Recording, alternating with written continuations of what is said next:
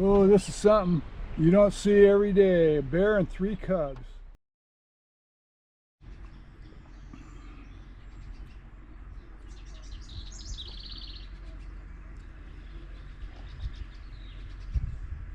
Well, it's a beautiful day in the neighborhood. We're heading up the hill today, going up in the woods, going to a place called Squaw Valley. With this craziness in the world going on right now about renaming everything, I'm surprised nobody's come up with that idea of renaming Squaw Valley, but it's always going to be Squaw Valley to me. You can call it whatever you like, whatever makes you feel good, but in my case, it's Squaw Valley.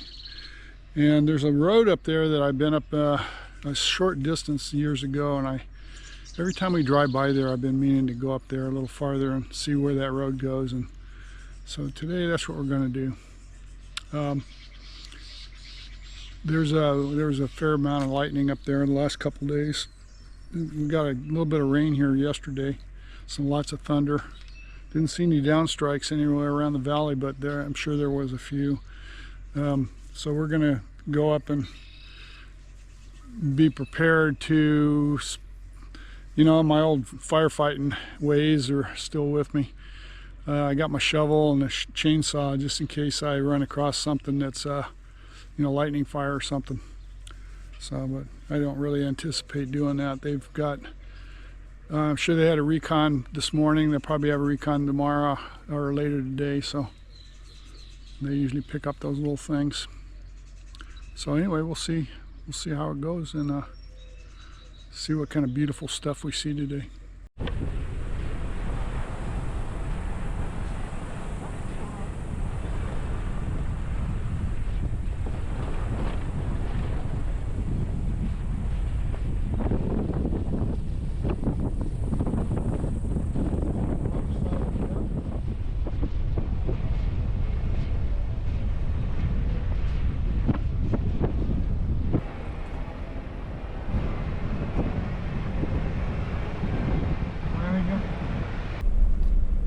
We're going over a hill called 15-Minute Hill, and it's not on any map, but that's the name of this hill, local name for it.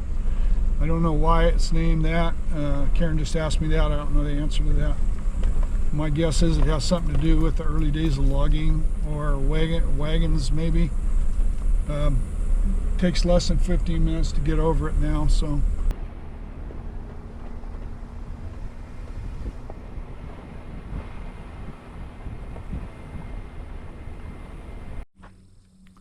This is the top of the hill, top of 15-Minute Hill.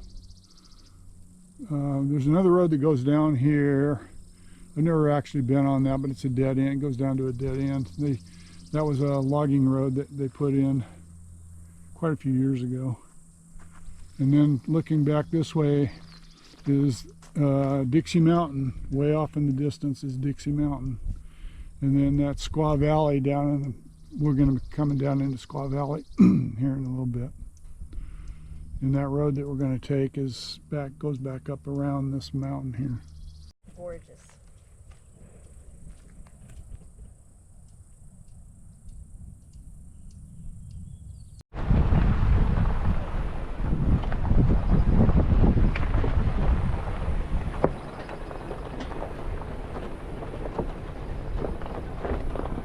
That's Squaw Valley down there.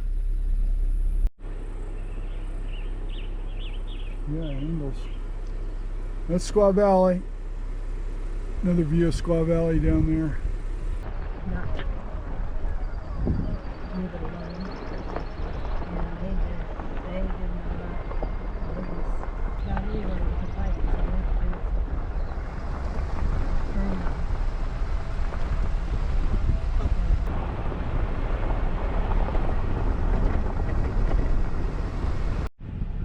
So this is where our road takes off here. This is they had a fire up here a couple days ago. It's right there. And there's probably some fresh tracks on this road. Now, I've been meaning to go up this road for a long time, and I've never actually had time. Most of the time when we get out here, it's too late in the day. So right now it's early enough that we got time to get up this road. it wasn't for that, there probably wouldn't be any fresh tracks on this.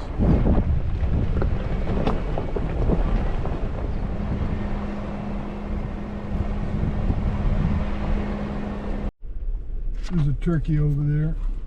Going up the hill. Whole bunch of them. A bunch of them, Yeah, that's the last one. Between him and Milton, that was amazing. So Milton put on his brand new Stetson.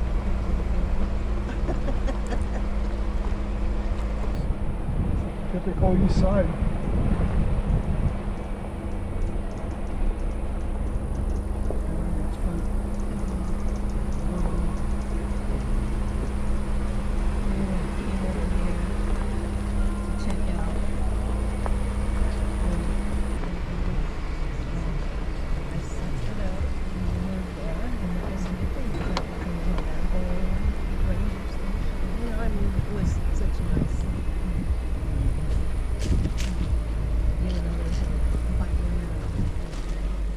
The road continues up here. We're going to walk up it a little ways, but somebody's, probably a fire crew, just recently, looks like they've opened this up, so they cut that log out of the way, and so you can get through here. And we could certainly get through this, but there's no reason to, because it looks like it peters out up here, so we're going to go find out. We're just walking up this road, and I'm looking around. From a firefighting standpoint, you can see all the down material. There's a ton of it. So that type of stuff creates a nice hot fire. It doesn't move fast, but once you get that going, it's high resistance to controlling it. You got to have a lot of water, or you got to do a lot of grubbing. So there's a lot of down material in here that would contribute to a real hot fire. Looks like the road goes across this creek here. Totally passable with four-wheel drive. There's a spot where they dug out a big hole here. Do you want to go? Yeah, let's continue. I'm gonna walk up a little farther.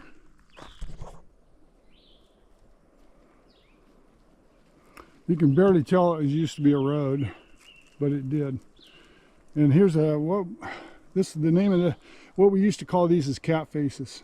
That means a dozer came through here when they were putting the road in and damaged this tree, so it created what's called a cat face. So when you see cat faces like that, there's an indicator of, especially when they have these gouges here that you can see from the blade. The dozer blade did this gouge here. So long time ago, though, the tree's trying to grow around it. The road, this old road continues up there, probably ends up going to a landing or something. We decided not to walk all the way up. It's completely overgrown. Still passable though. If you really wanted to get up here in a four-wheel drive, you could totally do it. But I am Talk about Plan B. not going to be doing that. We got other places to go. Hey, Mo.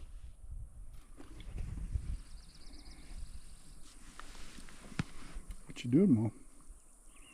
What you doing, Mo? Our little beggar boy. We're sitting here having lunch. And of course, he wants some lunch too. More lunch. Yeah, we just decided to sit here in the road, have lunch. Nice and flat. Yeah, it's a nice place. It's cool. We're in the shade. Birds are singing.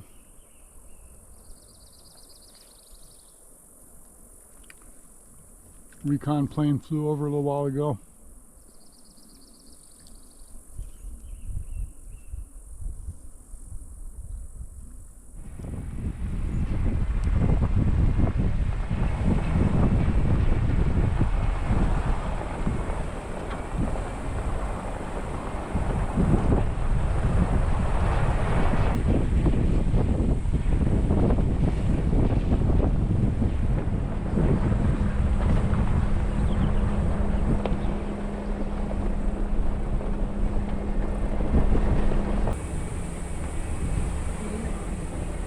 We do have pictures of this.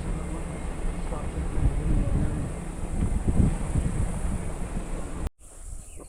This is called Jenkins Sheep Camp.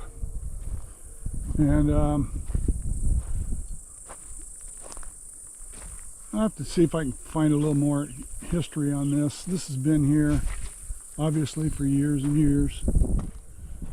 We stopped here and taken pictures of it before. I don't think I've ever been out here and taken any video of it, but it's a historical spot. Got a place over here, a hitching post where people could hitch up their horses, I guess. Anyway, this is Squaw Valley. And Gaia GPS has a name on this. The creek that runs through here is called Squaw Queen Creek. That runs down the middle of this valley. But the I don't know if they're trying to rename it or what, but they've got some other goofy name on there on Gaia GPS, and I'm not buying it. Squaw Queen Creek. And that mountain right there, that pointy thing, I've been to the top of that. Climbed to the top of that one time. That was really kind of a cool thing. These are some pretty substantial beams here. Really big. That's probably 12 inches. And here's a square nail. So this probably dates back a ways. Like I say, I'll look it up when we get home, see if I got any. I do have some information on some of these sheep camps. I don't know if I have this one. Let's see. I'll have to show you the outhouse here in a minute. I'm not real sure what this is. Wow, this is probably... The outhouse is right there. something that was tall, because look at all the bricks in there. Mm-hmm. You didn't want to get out. Good. That's good. Somebody's been digging in there thinking that somebody threw something good down. Outhouses used to be a place for people to dig because back in the day they'd throw bottles and stuff in the holes, and that was a place to find old bottles and things.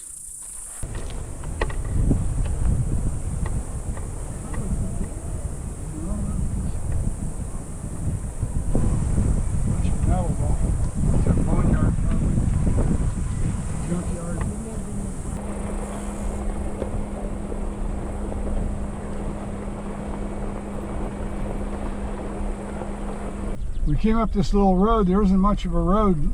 It's a faint road. Obviously it doesn't get any traffic, but this goes to Jenkins Spring.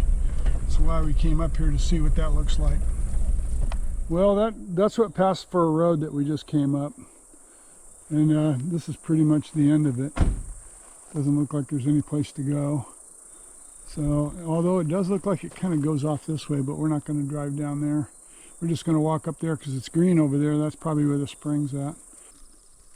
Here's an area control sign.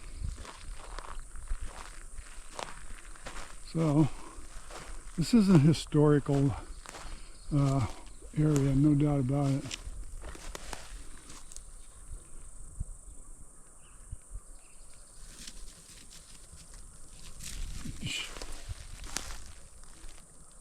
Nose chasing a Mormon cricket. Do you see one? Yeah. Holy cow, those things are bigger than I remember.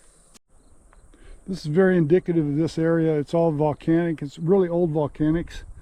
And this is like a volcanic layer here. And the water's flowing over the top of it and going down, and then it's heading down here. But this is really old volcanics. This east side of the old Milford district, the east side of the Beckworth district on the Plumas is pretty much volcanic oriented. There's a beautiful old juniper tree, and you can see how it's twisted, the way it grows. It's called the Coriolis effect, and it's twisted like that all the way up. I saw some ridiculous thing on probably the History Channel or something, how supposedly Coriolis effect was only around some sort of portal area or some crap that was just absolutely wrong.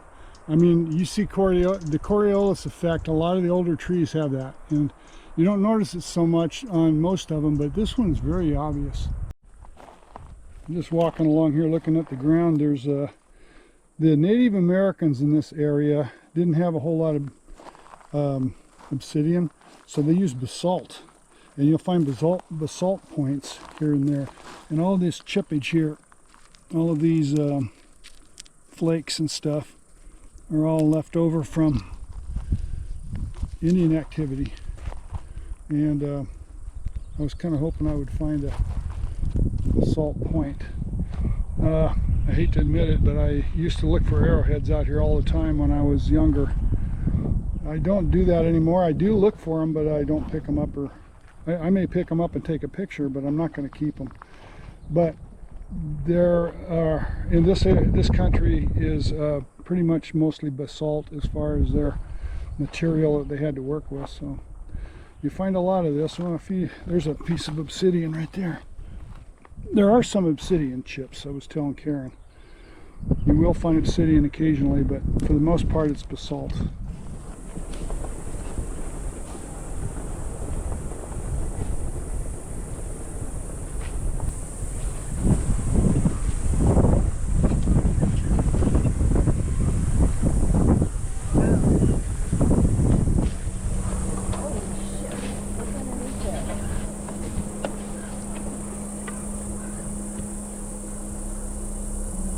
Wow.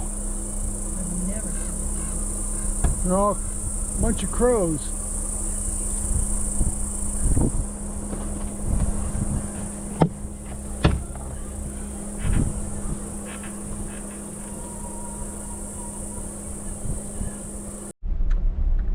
This road on this side of the valley follows an old railroad grade. The railroad grade goes straight right here, but it's been washed out, so people going around it here. But that's an old railroad grade from when they railroad logged this area. I said, tell him about the bushes. The bushes go down the railroad track. Yeah, this high spot all along here is all old railroad grade, and it goes all the way up this valley on this side of the valley, and there's other offshoots in different places.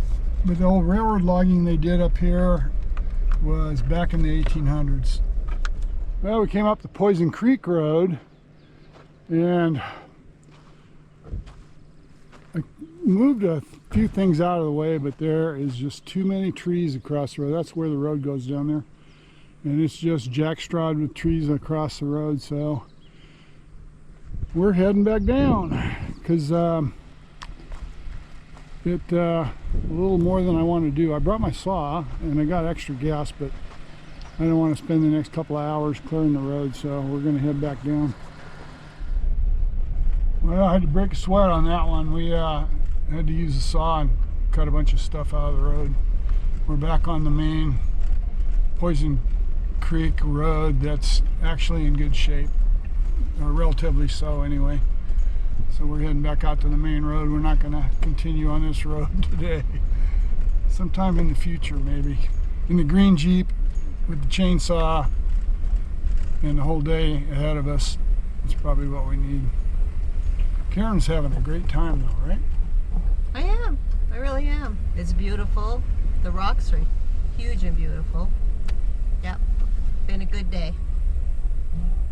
Yep. Anyway, so we're heading back to the main road and we're gonna boogie home. So that's the end of this video, I guess. We'll see you on the next one. Thanks for watching.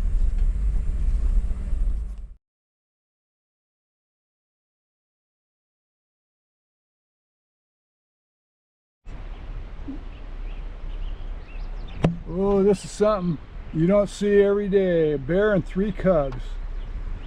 And Mama is not wanting us to be here. She's trying to cross the